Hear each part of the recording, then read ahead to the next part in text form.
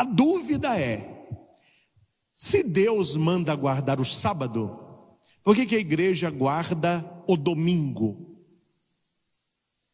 Infelizmente, os senhores não, que vocês vão saber agora, argumentar, falar, mas a maioria, com muita tristeza que eu falo isso, a maioria dos cristãos católicos, eles se calam quando algum protestante de alguma seita cristã judaica... Não conheço o Padre Christian, mas se você um dia assistir esse vídeo, padre, um abraço carinhoso para o senhor e dizer para o senhor que nós somos irmãos na mesma caminhada em direção aos céus. Nos meus ensinos, nos meus sermões, eu deixo muito claro que placa de igreja não salva ninguém. Dentro de qualquer igreja haverá pessoas sinceras a quem Deus salvará. Deus não salva porque eu estou na igreja A ou B. Deus salva aquele que é sincero na luz que ele possui.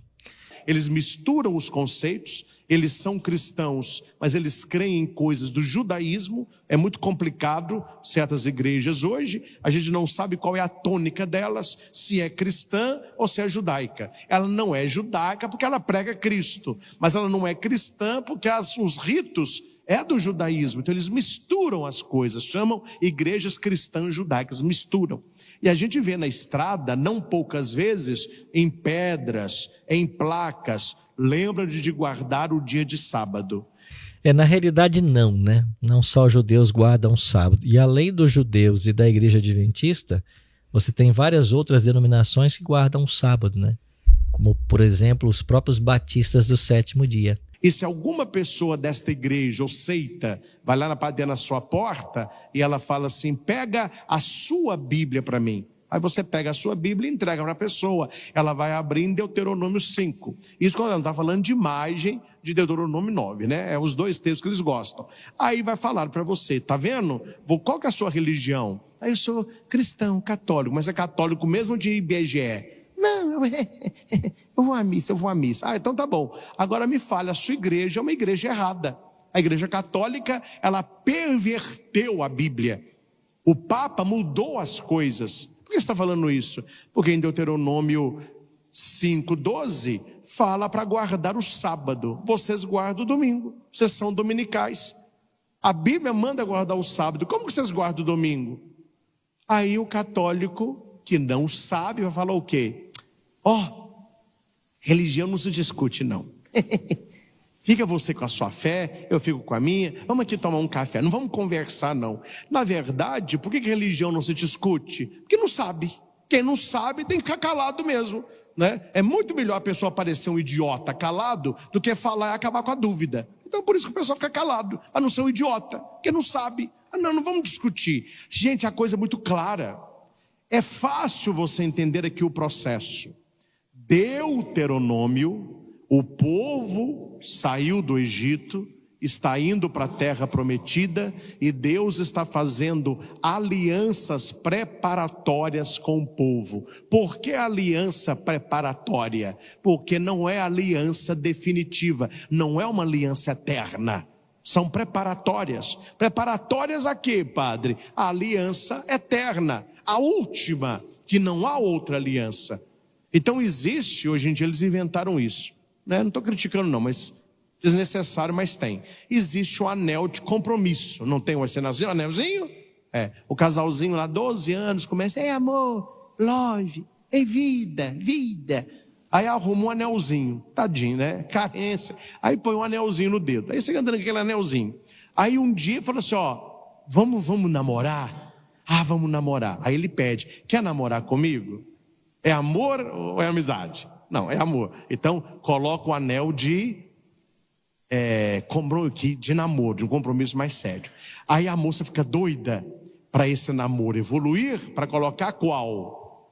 O de noivado. Mas ela está doida para se livrar daquele. Qual que os casais querem? O anel do matrimônio, aliança matrimonial. Esta é eterna. As outras são passageiras, elas vão sendo substituídas. As alianças do Antigo Testamento são essas preparatórias, porque a palavra testamento na Bíblia, do latim testamento, significa aliança. Então, no pé da letra, não seria Antigo Testamento e Novo Testamento. Seria Antigos Testamentos e Novo Testamento. Por que no plural antigo? Porque não é uma aliança, são várias. Tem aliança que Deus faz com Noé. Tem aliança que Deus faz com Abraão. Tem aliança que Deus faz com Moisés. Deus vai fazendo alianças com o povo e o povo vai quebrando a aliança do Antigo Testamento. Então, o judeu do Primeiro Testamento, ele haverá de guardar o Shabat. O cristão, ele haverá de guardar o domingo. Então, sábado não é para judeu. E a maior prova disso é que quando você abre a sua Bíblia, no primeiro evento dela registrado, a criação, e você vai aqui para o capítulo 2, e eu queria ler aqui os versos 1 a 3 com vocês. Olha o que diz a Bíblia em Gênesis 2, 1 a 3. Assim, pois, foram acabados os céus e a terra e tudo o que neles há.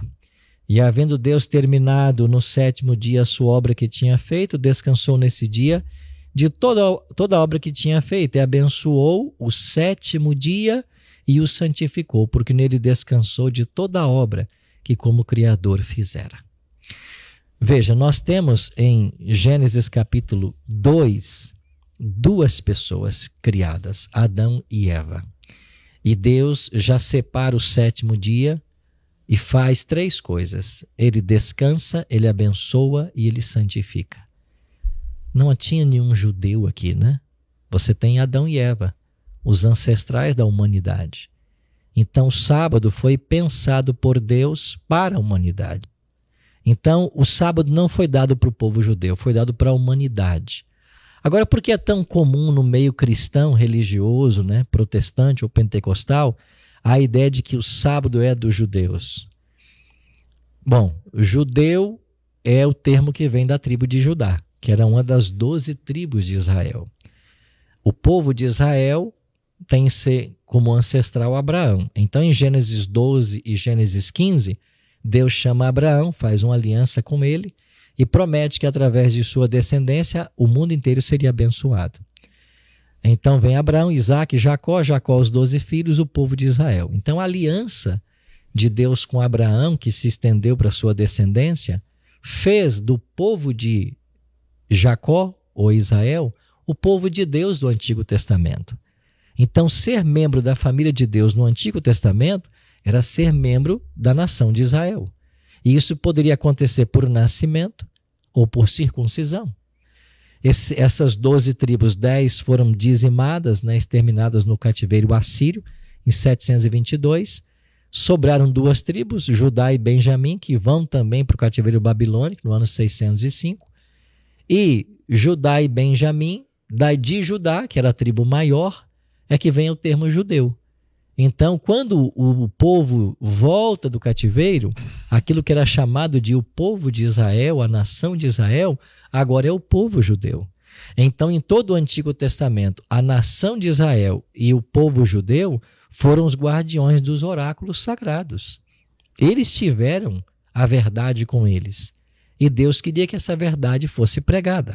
Mas a verdade não estava restrita a eles. E tem aqui, Denis, um último texto, em Isaías capítulo 56, que deixa isso de uma forma muito transparente e clara sobre os objetivos que Deus tem com relação ao sábado. Olha aqui em Isaías capítulo 56, nos versos 2 a 7. Bem-aventurado o homem que faz isso, e aquele que nisto se firma, que se guarda de profanar o sábado, que guarda a sua mão de cometer algum mal. Olha só, não mencionou aqui que é o judeu que deve guardar o sábado, é o homem. O verso 3, o estrangeiro que tiver se unido ao Senhor. O que significa se unido ao Senhor aqui? Ele aceitou a pregação da nação de Israel. Ele aceitou os oráculos sagrados que Israel mantinha, as verdades da lei, né? Então, o estrangeiro que estivesse unido ao Senhor não deve dizer: o Senhor certamente me excluirá do seu povo. E um eunuco não deve dizer: eis que eu sou uma árvore seca. Pois assim diz o Senhor: aos eunucos que guardam meu sábado escolhem aquilo que